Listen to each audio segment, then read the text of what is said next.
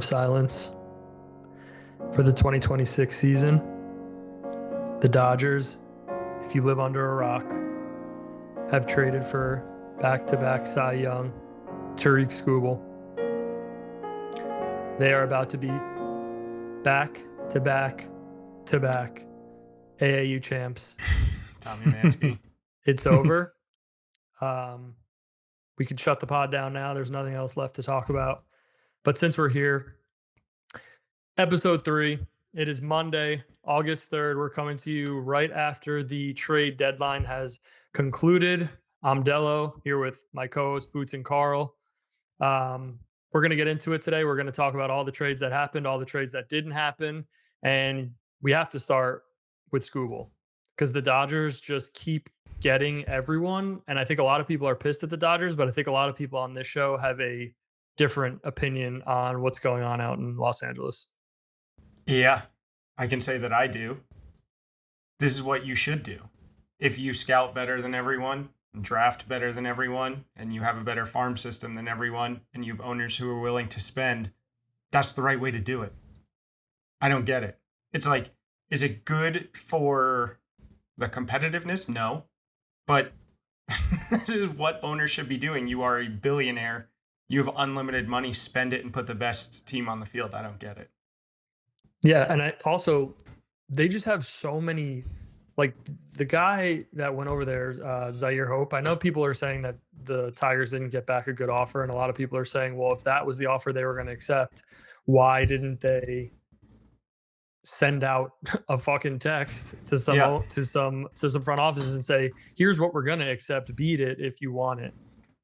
But I mean, the fact of the matter is that the guy that they got would probably be a top 3 prospect in a lot of organizations. Like, he's not a nobody, and it's just crazy how the Dodgers just have so many of these guys that are expendable to them because, like you said, Boots, of how good they are in the draft, in developing, in scouting. It's just endless, and then they use that ammunition to go and get the best players in the game. And it's like, crazy. Why are we hating on that? They're doing exactly what a good organization should be doing. But the thing about it, though, I do understand being pissed because they traded their 4th best outfield prospect. And this was a trade, Carl, you texted us and you were like, why did this happen on Saturday? Say this is what we got, shop it around. Someone's going to beat that. And then even still, to not trade one of your top 3 outfield prospects, you would have think they could have got, Well, they got someone. River Ryan. He's 20 million years old. That's true. Now, he does have nasty stuff. The amount of old man memes and gifs that we've gotten from Boots over the last 72 hours after the George H.W. first pitch. Yeah, George Bush holding up the ball. He's at his first check. He's going to be collecting Social Security with the Tigers. They're going to come in the mail at the same time. His first Tigers check and his Social Security is going to come in the same envelope. It's awesome. Yeah, but I really don't get it. Like, you have all the leverage. You have the best player. You could make an argument, maybe the best pitcher in the league, most guaranteed. Even off the elbow surgery, he still looks amazing. Back-to-back Cy Youngs. And, you do it on a Saturday night. You had another almost 2 days worth of potential negotiations. I mean, I would have been backdooring everywhere. Hey, they're giving me this. If you do this, this might work. And then I would just keep upping it to every team. I'd be the sleaziest GM because I'm getting the best deal. I mean, why wouldn't you do that if you have the guy that's going to command the entire market? Yeah. It's actually a really, they got a solid haul. I don't say it's a great haul. I mean, it's a good haul for literally a half a season rental, right? But at the end of the day, they could have gotten more. They really could have gotten more. It's not possible that they were doing their due diligence and other front offices were out on the idea of sending them a ton of prospects for a rental in a year that could potentially end going into a lockout. And so when the Dodgers came to them, they kind of already knew that this might be their best offer. That can't be right. No. And it's likely gonna be a lockout now after this, right? This is the rallying cry for all the owners that want salary cap. Yeah. It's like, look at this. This is the only thing. The fact that it happened on a Saturday is the only thing that makes me go tinfoil hat and be like, all right, there's owner collusion. Yeah. This is the only thing. You would hope in a free market like that they wouldn't do that, but it could be. Can I move us to who I think is then the biggest loser because of the Dodgers? It's the Brewers. Please. You have a chance to go Ms. Skubal 4 times in a 7-game series, and I don't want to say walk your way, and then you don't get him. You watch him go to the Dodgers, and then you trade for Antonio Senzatella and Dustin May and go, that's our answer. Is that not good enough? Is that not good? It's literally the Patrick Star. I have $3. It's like, just, that is, you can't be doing that. This is your window that now go win, and I don't know. It doesn't make sense. It doesn't make sense too, because they were supposedly in on so many of these top guys, and then did they just get cold feet? Did they not have good enough prospects? Like I don't really get what happened with them, because obviously we know they are a very good team, and they were in a position to like really add to this team and make it a formidable roster. Like, did the Skubal trade happen and the entire Brewers like front office was just like, all right, we're good.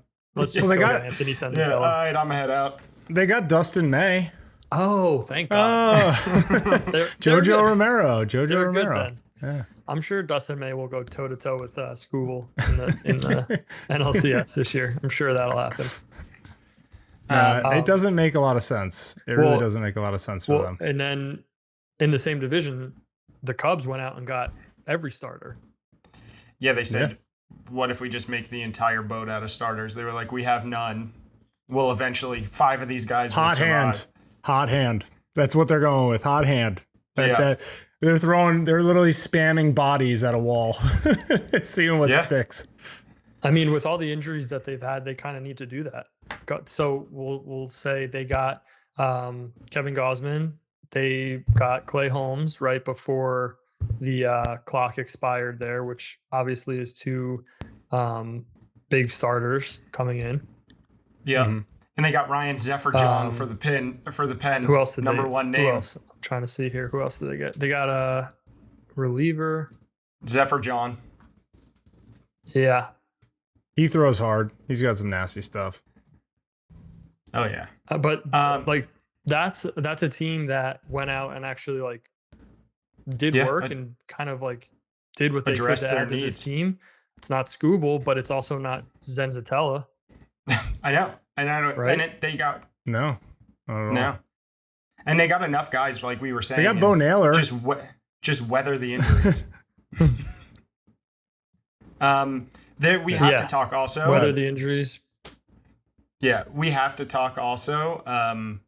2 enormous friends of the pod got dealt. We got Luis Arraez, the boy, and everybody tapped the Luis Castillo sign for me. Mm-hmm. I mean, the White Sox are going for it. That was the right move. The White Sox are going for it. Well, we all picked them in the preview segment, and we were like, this is a fun team. This is a team that I think, Carl, you said it could slug their way to a division title here. They just needed to add some pitching, and they did. They went out and pretty much like we've been saying the whole time, either the Nationals or the White Sox go out and get Luis Castillo, and the White Sox went out and they did it. I think it's a good move for them. They're clearly trying to go out and actually win this division. Maybe they make a run in the AL, because like we were also talking about, the AL is not good. So you never know. You could find yourself like having a hot playoffs if you're the White Sox, and you find yourself like making a deep playoff run. And Braziban's good. I mean, the one guy that's been a big disappointment, but I think has a lot. He has 5 tools, but he's not really making as much contact as he should be. Brenton Doyle. He's a legitimate 2020 type of player if he can figure it out. But hopefully a change of scenery. I'm a big fan of his. I mean, he's been disappointing. The raw talent's there, but maybe being in this lineup, being in a change of scenery does something for him. That's nice depth for them in the outfield at the least, and he's a pretty solid defender. Yeah, and he's still young too. I mean, he was excellent. Was it his rookie year 2 years ago? It's his second. It was no, it was his 2 years ago. I think it was technically his second year. I think he went 2020 and he hit like 265. Like that as a 20 something. Yeah, 2030. There you go. But man, he's been in 2024 brutal this year. I think that's actually they got him cheap, and there's upside there. Yeah. We'll see. 100%. Mm-hmm. What else? Do you like this division, Carl? You like what the Guardians did? I mean, we kind of said when we all picked the White Sox, we're like, we're doing this because it's fun. But at the end of the day, the Guardians are going to win the division. We kind of were just like having fun with it, but they made some good moves today too, no? No, they did. I actually kind of like, so I'm not a huge fan of, I think there's upside there, but I don't think Joe Adell is a good fit for a team like the Angels. But the Guardians, they have a team that make contact. They don't have a lot of pop in that lineup. So I actually like adding Joe Adell as kind of like that Soler type guy, right? That can just hit you big home runs in the postseason that they really don't have, right? They don't have a guy that I can think that is a perennial 30 home run type of guy. Whoa, so Jose Ramirez season. Oh, true. But outside of Ramirez. Yeah. But he was out of the lineup too for a little bit there. He was. So I like giving him a little protection. He should be able to, hit behind him. They have a balanced lineup. They were lacking pop. So I think that's kind of intriguing for them. And they have a great staff. They have an absolutely great staff. And they added Foster Griffin. That's our guy. He's fantastic. He's young, which I actually didn't look. Is he no longer, is he just a rental or is he under control for another year? Under control for a while. Wow. And they have Gavin they Williams. gave up prospects. Yeah. And we were talking about when we did the Parker Messick versus Gavin Williams, we were like, I don't understand why they have the same Cy Young odds. And then Gavin Williams is on the most ridiculous stretch now, is 55 Ks in his last 5 starts. It's like, okay. I mean, he's been a K machine all year. Yeah. He's been great. I think they filled some gaps. They bolstered a staff that was already pretty good. They added some pop that they needed in the outfield. I think that these were great moves for them. And thank God, when the Joe Adell tweet came through, I said, I was on my knees in a Walmart and I said, thank you God that this man is not in pinstripes, because we all know how that would have ended up if Joe Adell ended up on the Yankees. But instead, the Yankees just decided to pretty much do nothing. So that was great. Whoa, you can't say do nothing. They did nothing today. But the Luis Garcia trade's big. Yeah. But they did nothing to fill any need that they actually had. I know. Well, is there a world where he can play third? Or, no. Is there a world where you shift him? He did play second. I don't know how quality of a second baseman he actually is, but you stick him at second and move Jazz to third? I mean. So while we're on the topic, because it's kind of all in the same neighborhood, Luis Arraez, we touched on earlier, to the Phillies, right? Mm-hmm. Great move for the Phillies. Superstar Bryce Harper, before the deadline, was kind of talking his shit in the locker room, saying like, we need pieces, we need people, we need our front office to go out and get people. So they went out and they got Luis Arraez. Harper is being moved, and he's going to play the outfield to accommodate this team so that they could put the best roster on the field. So Alec Boehm's going to play first. Bryson Stott's going to play third. Arraez is going to go to second. Great, right? What an unselfish move from Bryce, the superstar, who's having a great year. He's walking the walk when he was talking in the locker room, like, go and get us somebody. That's awesome. And then you look. So my point kind of being is like, then you look at the Yankees, and reportedly, like, Volpe, when he was in the minors, refused to get reps anywhere because he's a shortstop. Jazz refuses to go anywhere because he's a second baseman.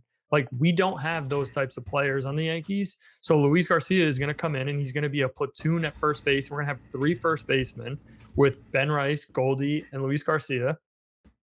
And we're going to have the same shit at second, short, and third, because nobody is willing to just like eat their pride a little bit and go and help the team and put out the best roster that you can put out. And also, the Yankees front office is just not creative enough anyway to be doing things like that. But it's just like, we needed short. We could have used third, could have used a fucking catcher for sure, could have used relievers, and we went out and we got like a platoon first baseman that could maybe shift over and play second if Jazz stops being Jazz. And I'm pretty sure he's a pretty shitty second baseman, so that's why he got moved to first to begin with. When I say we got nothing, you're right. We got Luis Garcia. He fucking mashes his right-handed pitching, which is great. But that didn't really address any of the concerns that this team actually has. Yeah. And I want Yeah. to say the thing that makes that more difficult is you watched the Red Sox and the Rays both get catchers, good catchers, productive catchers. I mean, I know Adley is hurt right now, but the Red Sox gave up the farm for him. They gave up everybody for him. An absurd trade. I saw a tweet that said like rival execs are talking about how it's the worst trade they've seen in 30 years. I was just digging around Baseball Reference and looking at prospect pages and stuff after that because I saw the same thing you did. Can you give us the names of the 4 guys that went over? It was Anthony Ianson, who was the headliner of that. And I want to go into his season before we move on to the rest of them. Dude, he is, how old is he? He's 21 years old. He's in Double-A now. Between High A and Double-A this year, he is a 1.32 ERA, 94 strikeouts in 68 innings. Only he's given up 35 hits. Holy shit! Wow, is that good? That's pretty good. That's crazy. You tell me. It's absurd. And then they gave up Kyson Witherspoon, Andy Ozarkar, and Carlos Narvaez, but they ended up giving up their number 2 prospect, number 4 prospect, number 5 prospect, and their 2 top pitching prospects. That's a lot for Adley. That's crazy. And Adley's hurt right now. Yeah, he's hurt. That would be a lot for a lot of players that are much better than Adley. I mean, that would have been a great haul for Skubal. Yeah, that would have been, but that would have been too much for Skubal, probably. No, I'm serious. For a rental? Yeah, I mean, that's a lot. And the fact that he's injured is not great. No. I assume, I mean, obviously you have to assume they did their due diligence and he'll be fine, but it's a wrist again, isn't it? Which he's had issues with before. Yep. And it's interesting too, like the Orioles, they were motivated to move him. They were very motivated to move him with what they have in the minors of Basalo, right? So like, I'm actually shocked that they could command that much capital, given that they know people know they want to move on from him. They realize that, hey, he's a great defensive catcher. He's a solid bat, but not a great bat. He's not living up to what we thought we were getting at 1-1. So, let's cut bait and look at all these other studs we have in the minors. And it's weird too, because they seemingly were in talks with the Yankees, the Rays, and obviously the Red Sox for him. So I don't know why they were so adamant about trading him in division. They must not be worried about him whatsoever in terms of him coming back to bite them at any point. I also think with the expansion of the wild card, I don't think teams worry about that as much because I think it dilutes of course you want to win your division, but I think given that there's that extra wild card spot, I don't think teams put as much value on that as they once did. Personally. Yeah, no, you could be right about that. I just, the hubris that these front offices have, and they don't want to see a guy that they trade be good in division. So it's just interesting that it seemed like those were the 3 main teams that they were negotiating with, all in division like that. And then, so the Red Sox went out and got Adley, and then the Rays turned around. Who'd they get? Yeah, they got Liam Hicks, the catcher from the Marlins. And the crazy thing about him, 27 years old, raking, 14 homers, 62 RBIs, hitting 280. He's under control till 2031. They just said, "Oh, all right. Let's just get our catcher for the next half a decade." Yeah. He's been hammering the ball this year. Yeah. Yeah. Right? Like, I think he's just a late bloomer. Like last year he was a rookie at 26. He's 27 now.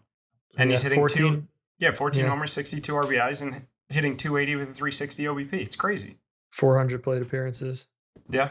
Yeah. 124 OPS plus. He's a great player. Then they also went out. They got Freddie Peralta, and they got Tyler Wells too from the Orioles, who I guess we're just selling everybody. But Tyler Wells has been great this year. 267 in 43 games for the O's, 54 innings and 53 Ks. Like, pretty solid guy. That's a great ad for the Rays. Like, the Rays did what the Yankees needed to do, I feel like. Yeah, and the Rays, what they did, I wanted them to get Skubal too. It was them and the Brewers that would have been fun in my Right. brain. Yeah. You But- had the World Series ticket on the Rays Yeah. before the deadline. You put your money where your mouth was, thinking Skubal was going to go there.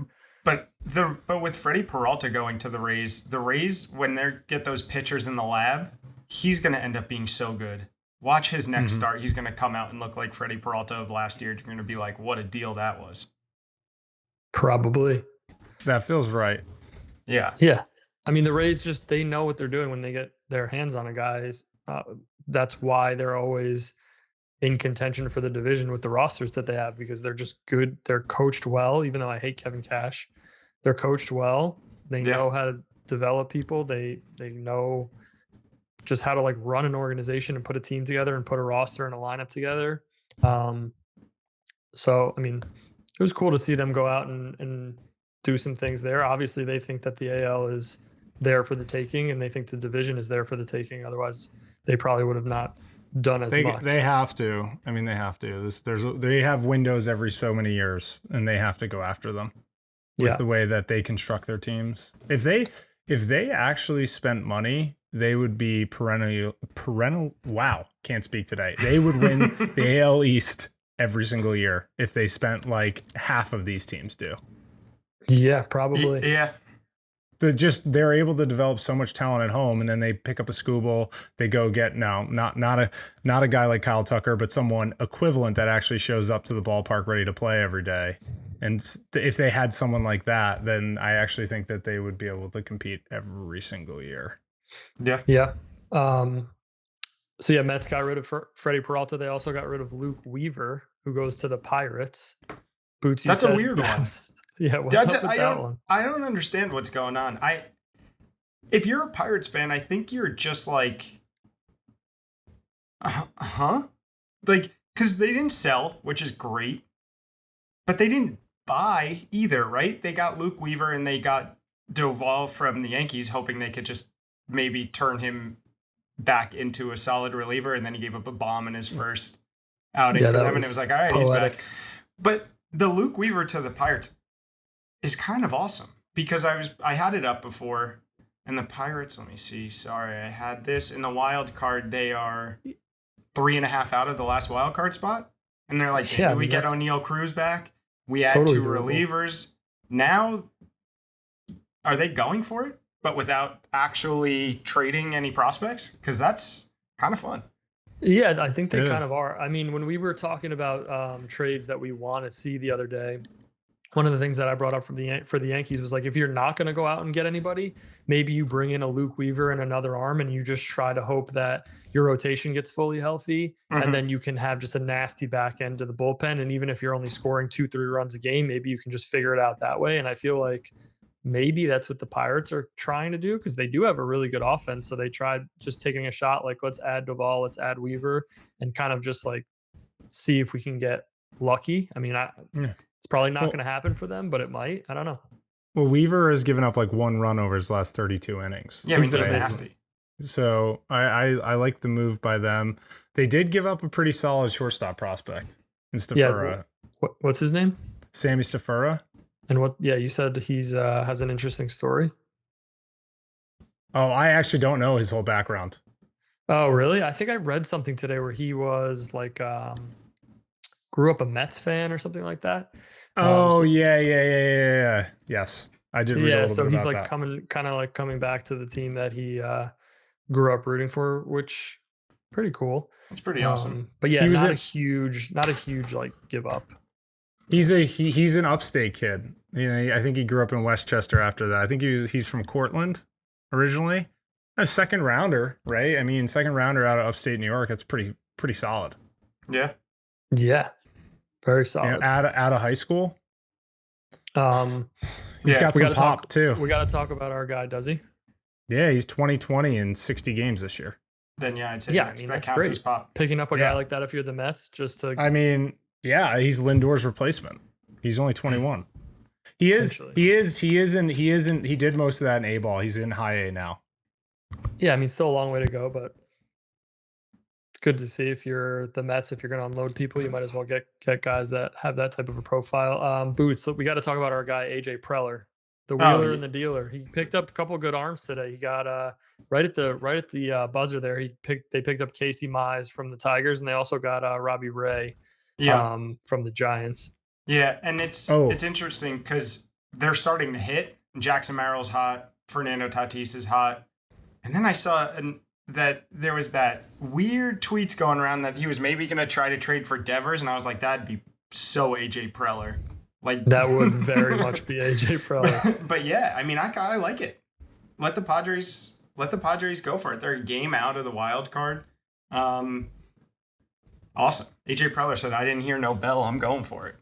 Yeah, I mean, well, one of the things that we wanted to see was Mason Miller get moved, but what's the deal with that? Was that just like smoke and mirrors? Was that Preller just seeing if he could get somebody to back up the Brinks truck, and he never really had? Because to go from like rumors of potentially moving him to then acquiring starters seems like a pretty different like mindset. I think it's a combo probably of teams not wanting to give what he wanted, and then also the Padres are 8-2 in their last 10 and now have played themselves into contention. And he got one sniff of not having to sell and went, nice, this is amazing. I never wanted to sell anyway. Yeah, that boy, he doesn't want to sell. No. We know that. Quick shout out, Arjun Namala, my farm animal of the week last week. Oh yeah, going over to the Angels. Maybe he'll save the Angels and Mike Trout, who apparently just refuses to ever want to play for a winner. Yeah, but he was the big headline piece that went over in the we should probably talk about it in the Jose Soriano deal. The Angels sent him to the Blue Jays, which Soriano obviously started off on absolute fire this year. Over the first like month of the season, he's been not great, kind of like turned back into a pumpkin, but I mean, a good arm for the Blue Jays to acquire. I don't think it's for this year. It's probably setting up for something next year, but a good haul for the Angels getting Namala back, because that kid's a really, really good prospect. Yeah, he's a stud. I like what the Blue Jays are doing. They sold Gausman, but he was a rental. They picked up Jose Soriano. I think they're just clearly saying, hey, this is a weird year. This is the anomaly. We don't think Vlad is going to be this Vlad going forward. And they're not rebuilding. It's just they're punting the rest of this year, which I like. It's like, all right. If you look at their rotation potentially for next year, Cease, Savage, Soriano, Ponce, and then Barrios. Like that could actually be, if Barrios is your 5, you're actually in a pretty good spot. Yeah. And they picked up Spencer Arrighetti too from the Astros. Yeah, for Dalton Varsho. Yeah, so that's just like another arm. I mean, he's had kind of an up and down year, but he has pretty good stuff. So you never know. Like these guys, when they get traded and they're kind of all over the place, but they have the stuff, like all it takes is for like one coach, one pitching coach, one catcher to sort of tell them a small piece of advice or change one little thing. And these guys could go from all over the place to really, really good. So I think just picking up arms like that and kind of throwing against the wall, see what sticks, is always helpful. Wait, I don't want to send us all the way back and then have you start thinking about the Yanks again. So I'm going to go quick pit stop, because this was a fun farm animal, not my farm animal of the week. But the Yanks got Helio Ramos from the Giants, and they traded Caden Kent, who's Jeff Kent's son, to the Giants, which is awesome. Whoa. Like if you ever want fun, and he's raking, well, he's hurt now, but he's raking in high A, hitting over 300, and just picturing another Kent jersey in San Francisco is awesome. That's really fun. I love that. I love that too. Listen, I think we're about a half hour into this. Can we talk Luis Arraez, please? I've been waiting. Awesome. Like we already talked about the whole. we already talked about them switching positions around and how awesome that is. It's going to be so fun. I saw an awesome tweet that was, Luis Arraez has struck out 21 times this season, the whole year, which is less than Schwarber, Bryce Harper, Brandon Marsh, Trey Turner, and Bryson Stott each struck out in July. Oh my God. He is ridiculous, man. He's ridiculous. It's awesome. But fun one is the pitcher that got sent over in that trade to the Giants would be my farm animal of the week if we were doing one. Oh no, Ramon Marquez. Dude, his stuff is insane. He's 20 years old, And I think I saw that he has 93 strikeouts in 60 innings in the Right minors side so or far.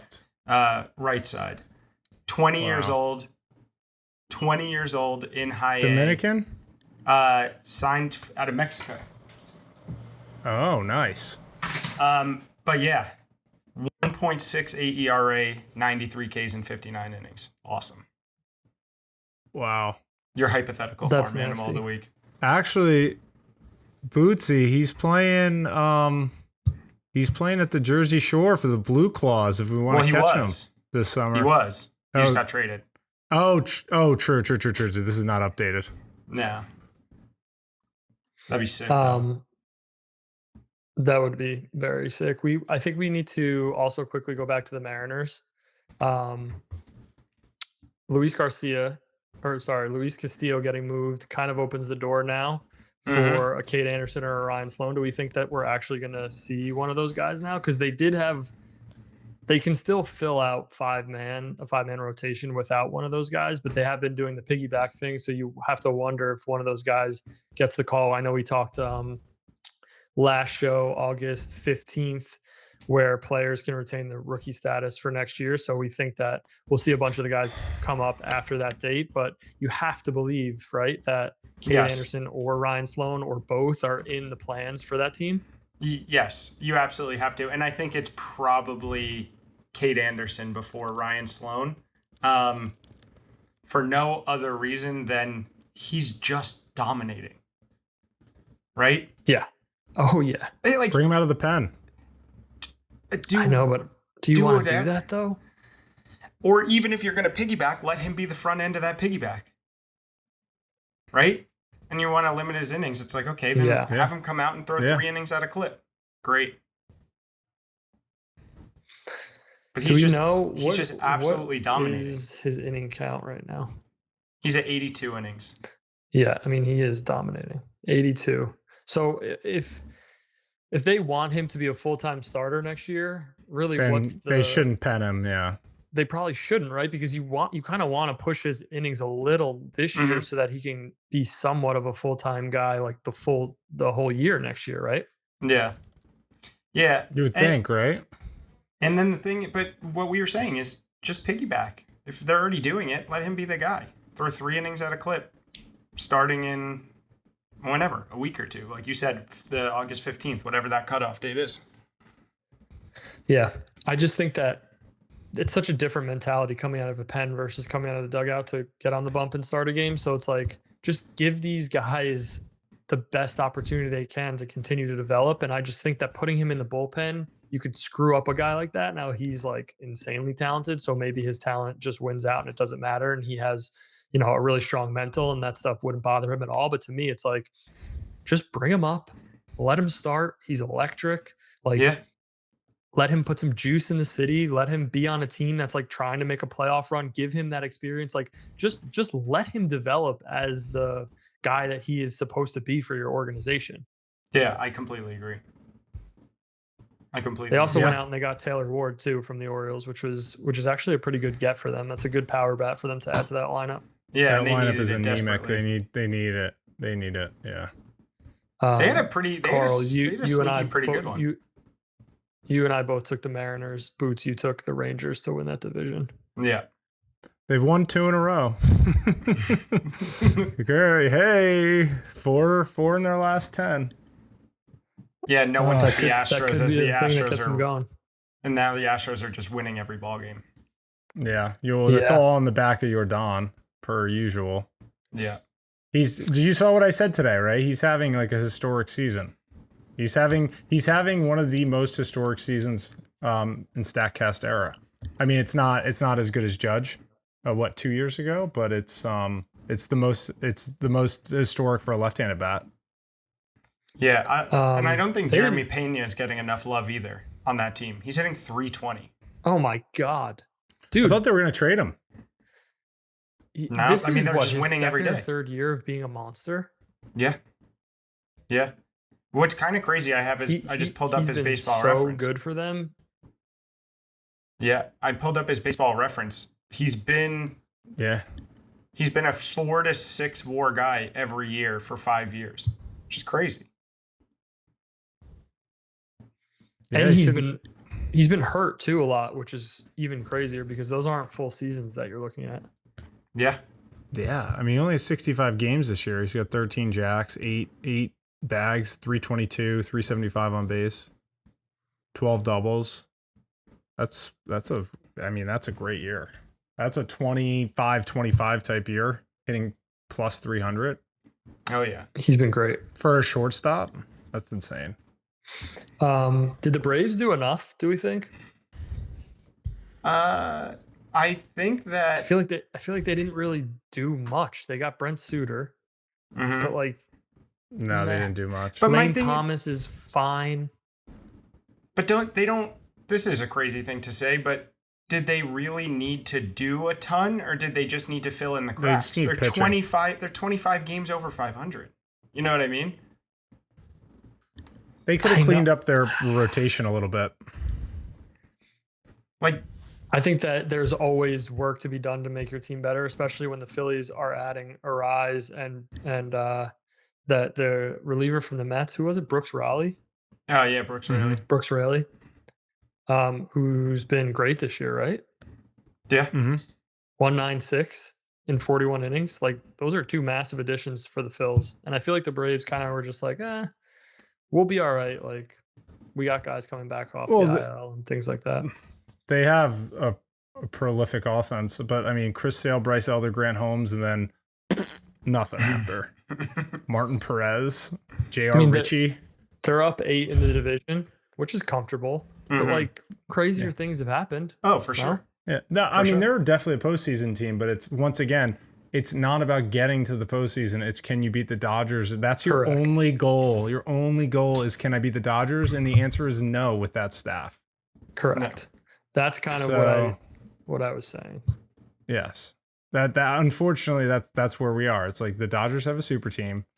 You know, we can swing it with them. We might even be able to out slug them any given day. But that staff is not going to hold up.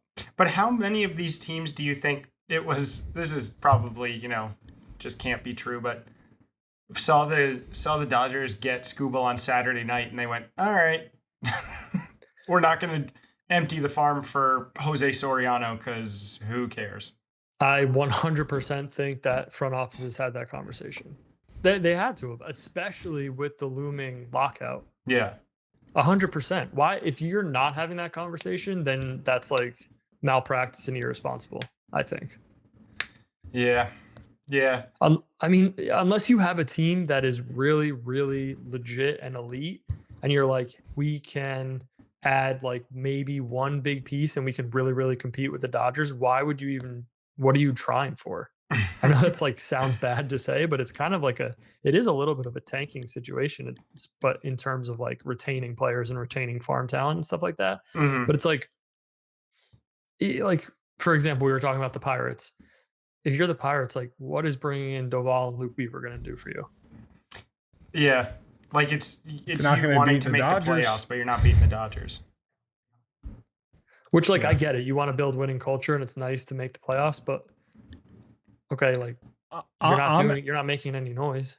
I'm okay with a team that's not a legit contender doing that for like a playoff starved team like the Pirates, right? I'm okay with them doing that for the fan base and like just like giving them something to be hopeful about. And it's a point of pride making the playoffs, but I think I mean, like the Braves are like, yeah, they are they were Skubal away, Chris Sale and Skubal. Good luck facing them 3 to 4 times in a series. Like that actually would potentially put them over the top. 100%. Yeah. 100%. Because they are that good. And it's like shame on the Brewers. Once again, I mean, we keep harping on it, but if they had Miz and Skubal, it's a totally different conversation. That's all you need. If you have 2 to 3 studs in your rotation with the offense that, the Braves have, like that is the recipe for success. You just got to hope that you can put enough runs on the board off of their best pitching, which, and we always say in October, right? Like, the best teams shine because they're able to get on base, right? It's usually low scoring, and you need to have the right mix of players to win, and you need to have the pitching to keep you in games. because, we saw it last year with the Dodgers. It was actually kind of a weird series, the Dodgers and the Jays. It was actually pretty offensive, but like when it mattered most, like Snell dominated in that postseason run. I can't believe they fucking got him. Yeah. I can't. It's just so crazy. It's just funny because you just waste so much brain space, right? Like we were like, oh, what are these fun things last week? We were like, oh, Brewers, that makes sense. Rays, that makes sense. Phillies, are they going to do it? And it was just like, why did we even waste our time? Well, it was the segment was trades we wanted to see. We didn't want to see Skubal go to the Dodgers. I know, but it's that was the thing we didn't want to see. I know. Interestingly, though, the Dodgers, like all the talk obviously is going to be around the Skubal trade, but they did acquire Chris Bubich from the Royals, who has been hurt for most of the year. He's fine. He's a solid pitcher, whatever. He's not really the headline, but I feel like if you read between the lines a little bit on that deal, does that make you worried at all that they're a little bit concerned about Ohtani pitching again this year? I think it has to. Absolutely. Right? Yeah. Yeah. And then what I can't even understand with that is it's like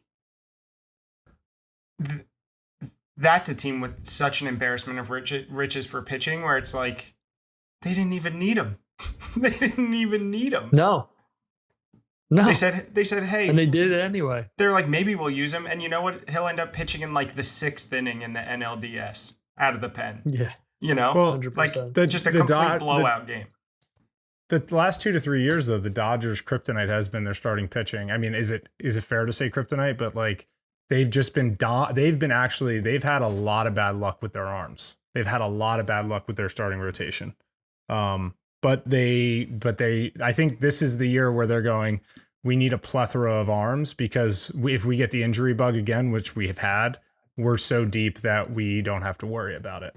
And I think that's what you're seeing. Like Bubik, like he'll probably come out and, he'll probably be a long reliever for them if they don't end up using him, which that's a great arm to pull out to get you 2-3 innings. 100%. I mean, they're doing everything they can to secure the 3 in a row. That's basically, and it's smart. I mean, go ahead, do it. Skubal, Yamamoto. We don't know if Ohtani's going to pitch. Snell when he's healthy. Glass now. Are you kidding me? Sasaki. Sasaki's gonna be out of the Sasaki pen. Would be he should be out of the pen. He was electric, but like, Sasaki could be like a 3 on most teams, maybe a 2. That's nuts. He would be a 1 on teams if the object was to cry on the mound. That's awesome. I think we're due. If the Dodgers are gonna win 3 in a row, then Sasaki's gotta cry at least once in the playoffs. At least give me that. Yes. Just give you that one.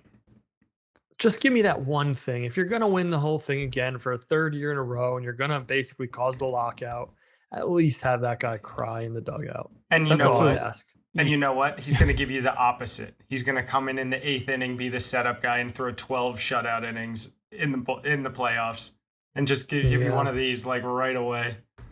He was nails last year. Yeah, we can't ever have anything nice. No. Anybody else you want to talk about? I mean, we had some of the big pieces move. It wasn't the craziest trade deadline of all time, but some teams definitely did improve what they are working with for sure. I think we hit the big ones. Yeah, I think I don't have any like big trades from the MLB side, but I really do like what the Giants did. I like so many of the guys that they got in the minors, and they ended up really just getting like Luis Arraez, who they signed to a 1-year deal anyway. Robbie Reyes, an expiring deal. Helio Ramos, who cares? Eric Miller, who's nasty out of the pen, but like I like that they just replenished what's an already good farm system. Now they've got like a ton of good shortstop talent, and they just filled it up, and they were like, all right, all the expiring, we don't care. We're not competing this year. Move it on. Get what we can. So I like that. It was smart. I really like the one trade I just want to highlight. The Cubs got Clay Holmes. and Mhm. Tyrone Taylor, which I actually think is a solid play for them. I actually think both teams win in this deal. And the Mets got Jefferson Rojas, which is like the number 63 prospect and their second best prospect infielder. The Cubs' second best prospect.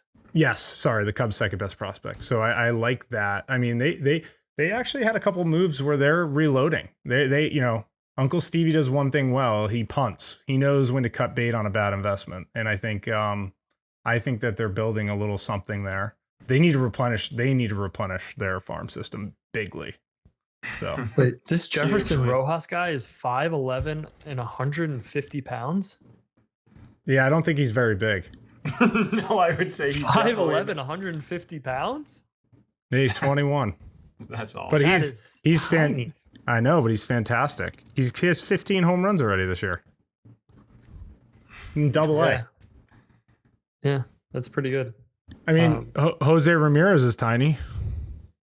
I know, but this guy's 150 pounds. Jose Yeah. Ramirez is like 5'7", 280. Yeah, we'll see. I mean, he's young. He could put some weight on. I Yeah. mean, look, he's the number 2 prospect for a reason. Mhm. But that's crazy. I was not expecting to look at that and have it say 5'10", 150. I mean, 5'11", 150. I mean, that's like a decently tall-ish person, and 150 pounds is crazy. Yeah. Yeah, And he's a just, shortstop. I mean, he could be legit. We'll see. and just Yeah, as third we envisioned, short. finishing talking trade deadline with Jefferson Rojas. Hey, that's exactly how we wanted to end it. What do you think? Should we end this baby with a little stat pad? Might as well. Let's do it. All right. Today category is saves. Oh, shit. Oh God, Boots. This We're gonna is- need you here, pal. Yeah, we're gonna need you, kid. Okay. The first team is the Marlins from 2000 to 2026. Ugh. I'm gonna stink at this. Yeah, I mean, feel it's like- going to be tough. This is Can we impossible come back to question. that one? Because that is going to be a. Yeah, we'll do A the next disaster. one, which is the NL East, so also the Okay. Marlins. 2008. It's 1 year, 2008. NL East 2008. Is The Phillies won the World Series in 2008, right? Billy is Billy Wagner? Papelbon? Oh, No, Papelbon? dude. No. Oh. Brad Lidge. Shout Brad out. Lidge. Oh. Shout Oh out. wow. Oh yeah, because in 2007 he gave up the home run to what's his name that never came down. Was Billy Pujols, Wagner a Met then? Close. What? Was Billy Wagner a Met then? He probably I don't know, was. but I think Brad Lidge. Then- I think is a Brad good guess. Lidge. They won. Brad that. Lidge is probably the best Brad one. Lidge, numero uno. Let's fucking Nice. go. 41 saves. Number 2, Kevin Gregg with 29 for the Marlins. Number 3, Billy Wagner with 27 for the Mets. Yeah. Number 4, John Rauch with 17 for the Nats. Number Ouch. 5, Mike Gonzalez with 14 for the Braves. Great job, Boots. That was nice. Let's, All right, let's now we're do it. going AL West 2026. So it's this year. I got Fuck. Who's I got the- Munoz. That's it for the No, Mariners. the guy on the Rangers, Latz, Jacob Latz. Throw it in. 100%, 21 saves. That's the number 1 answer. Wow. Number let's two go. is Munoz, 19. 3 is Hader with 15 for the Stros. Hogan Harris is 4 with 9 for the A's. Brian Abreu is 5 with 7 for the Astros. So we're 2 for 2 Huge. on getting the top ones. And that's Now- nice. We had 1-2 between us. That's good stuff. Yeah, that's great. Okay, next one. We are looking at the NL Central last year. So we got Brewers, Cards, Cubs, Reds, Pirates. This is last season. Palencia had Yeah, a lot, but Palencia. he wasn't the closer for the whole year, though. I don't think. The Brewers McGill. have a good close. Oh yeah, I feel like he's probably. But they won the division and he was their closer, so might as well, right? It's fuck. Is it Trevor or Tyler? It's Trevor, right? Yes. Oh wait. Yeah, it's Trevor. Yeah. Megill. Trevor McGill. Jimmy McGill. Okay, it was second. Emilio. Oh, wow, I forgot about him. Emilio Pagan was number 1 with 32 saves. Oh for my the God. Reds. I would Trevor never. McGill was number 2 with 30, so we were close enough for the Brewers. Palencia, we were right about him, but only 22 because he didn't have the job the whole year. For the Cubs, Ryan Helsley was 4 with 21 saves for the Cards, and David Bednar was 5 with 17 for the Pirates. Okay, so the last one here before we go back to the Marlins is the Orioles from 2000 to 2026. So we got to think of. I have the guy. I don't know the year. Britton. It's Zach Britton. I just don't know the Yeah, year. it's got to be Britton. What if you type in Britton? When was he a rookie? The Yankees. 2011 to 2022 is what we get. I would go 20. He was with the. He was yeah. We got to figure out what year. Do we know what year he went to the Yanks? I can't remember what year. He went to the Yanks. I want to say it was right after college. I want to say it was like 16. So he was went with to the Yanks. So yeah, then I'd he go was 2014. Yeah, I think 2014 was probably right. Because this is dangerous too, because this guy was perennially injured, so we could be hitting a zero right now. Yeah. All right, 2014, Zach Britton. Yeah. Yeah. Couple years in. Good, not great. We got the number 4. Number 1 was Jim Johnson with 51 saves in 2012. Number 2 was Jim Johnson with 50 saves in 2013. My guy had 100 saves in 2 seasons. Zach Britton in 2016 was number 3 with 47. And then we had Zach Britton in 2014 with 37. That was our guess at number 4. And number 5 was BJ Ryan. Remember him? Oh, yeah. Former Blue Jay great. He had 36 in 2005. So now we need one more. And it's so the Marlins 2000 to 2026. Right now we have Lidge was 100 percentile, Latz 100 percentile, McGill was 94th percentile, Britton was 96 percentile. I'm down to Our score is 129. I'm down to take whoever because the Lidge year is going to have a Marlins closer in it, right? You know what I mean? That 2008 because it was the NL East. What about? So who was the Marlins closer in that answer? It was Sergio Romo, Kevin Gregg with 29. But 29 is kind of light. But I just have I got Armando Benitez. Oh yes, what that's year, it. Though? What that year? is fucking it. Oh, I don't know, like 2006. He was with Dontrell. No. Yes, he was. 2006. I have no idea. Yeah, I would go 2006. It's as good as that's. Well, wait, what years does he have? What years do we have there? 94 to 08. Then you got to go a little lower then, because that's at the end of his career. Oh yeah, I like that. Let's do it. I think 2003 was Miggy's rookie year. Yeah, that was the World Series year. So should we go World Series year? Yeah, let's go World Series year. So 2003. Right, Armando Benitez 2003. He played for 2 teams in 2003. Fuck. So should we go 04? Yeah, go 04. Do we just assume that he got traded to the Marlins in 2003? Yes. Yeah. Yes, that's probably what it was. Then 04 first full year. Full year, yeah. Let's do it. All right, let's do it. Bang! No way. 100 percentile. We got the number 1 answer. Armando Benitez in 04 Yes! with 47 saves. Number 2 was Antonio Alfonseca in 2000 with 45 saves.